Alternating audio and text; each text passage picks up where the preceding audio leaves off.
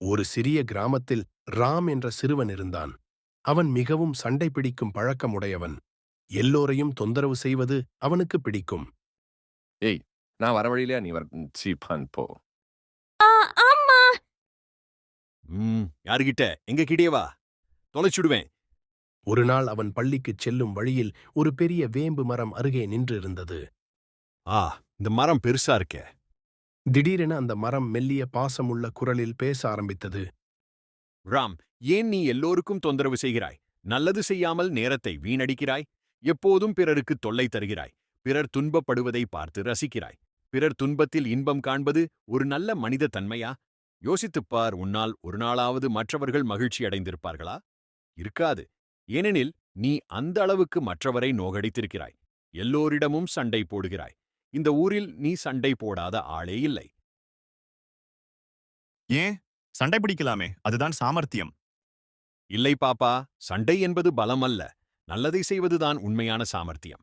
எனக்கு கூரையான இலைகளும் உள்ளது, ஆனால் நான் யாரையும் காயப்படுத்த மாட்டேன். நான் நிழல் தருவேன், மருந்து தருவேன். மத்தவங்க மீது அன்பா இருக்கிறதால எனக்கு என்ன லாபம்? மற்றவரிடம் அன்பாக இருந்து பார். அவர்களும் உன் மீது அன்பாக இருப்பார்கள். உன்னை போற்றுவார்கள். உன்னை பற்றி மற்றவர்களிடம் பெருமையாக சொல்வார்கள். உன் அன்புக்கு அடி பணிவார்கள். மற்றவர்களிடம் அன்பு காட்டு, அதையும் உன் மீது அன்பு காட்டும்.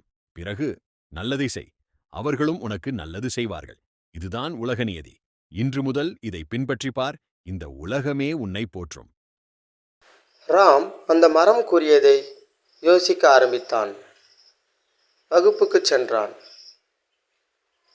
வகுப்பு முழுவதும் அவனுக்கு அந்த ஞாபகமே வந்தது.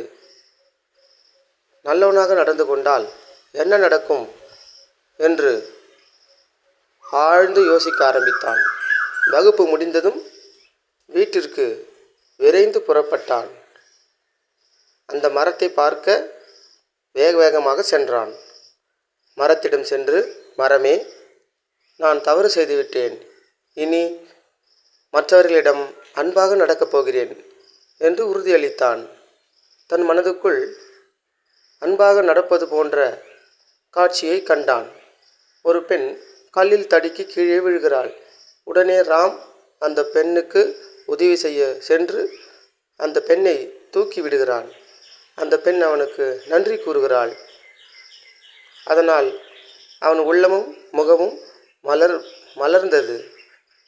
இதை மனக்காட்சியில் கண்ட ராமுக்கு இனம் புரியாத மகிழ்ச்சி. அன்று முதல் அந்த ஊரில் உள்ள அனைவரிடமும் மரியாதையுடன் நடந்து கொள்வான். பெரியவர்களுக்கு மதிப்பளிப்பான். குழந்தைகளிடம் பாசமாக விளையாட்டு காட்டுவான். பல விளையாட்டுகள் விளையாடுவான். அன்று முதல் குழந்தைகளுக்கு ராம் என்றால் மிகவும் விருப்பம். குழந்தைகளே, நீங்களும் என்னைப் போல் மற்றவர்கள் மீது அன்பு செலுத்துங்கள்.